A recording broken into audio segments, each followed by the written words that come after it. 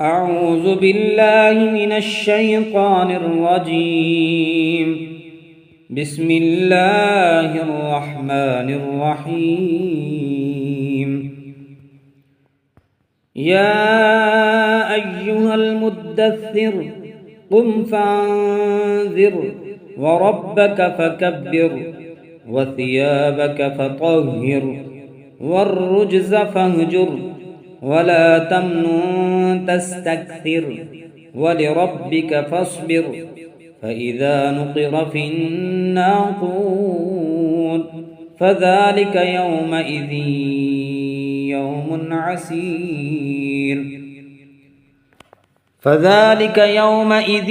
يوم عسير على الكافرين غير يسير. ذرني ومن خلقت وحيدا وجعلت له مالا ممدودا وبنين شهودا ومهدت له تمهيدا ثم يطمع أن أزيد كلا إنه كان لآياتنا عنيدا سأرهقه صعودا إنه فكر وقدر فقتل كيف قدر ثم قتل كيف قدر ثم نظر ثم عبس وبسر ثم أدبر واستكبر فقال إن هذا إلا سحر يؤثر إن هذا إلا قول البشر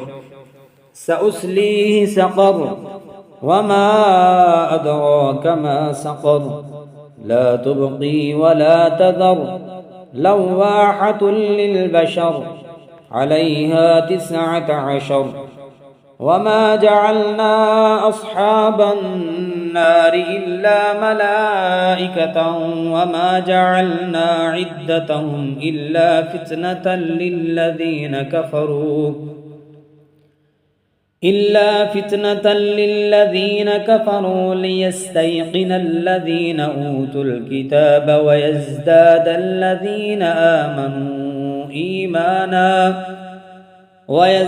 الذين آمنوا إيمانا ولا يرتاب الذين أوتوا الكتاب والمؤمنون وليقول الذين في قلوبهم مرض والكافرون ماذا أراد الله بهذا مثلا كذلك يضل الله من يشاء ويهدي من يشاء وما يعلم جنود ربك إلا هو وما هي إلا ذكرى للبشر كلا والقمر والليل إذ أدبر والصبح إذا أسفر إنها لإحدى الكبر نذيرا للبشر لمن شاء منكم أن يتقدم أو يتأخر كل نفس بما كسبت رهينة إلا أصحاب اليمين في جنات يتساءلون عن المجرمين ما سلككم في سقر قالوا لم نك من المصلين ولم نك نطعم المسكين وكنا نخوض مع الخائضين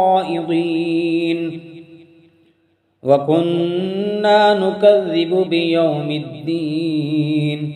حتى أتانا اليقين فما تنفعهم شفاعة الشافعين فما لهم عن التذكرة معرضين كأنهم حمر مستنفرة فرت من قسورة بل يريد كل امرئ منهم أن يؤتى صحفا منشرة كلا بل لا يخافون الآخرة كلا إنه تذكره فمن شاء ذكره وما يذكرون إلا أن يشاء الله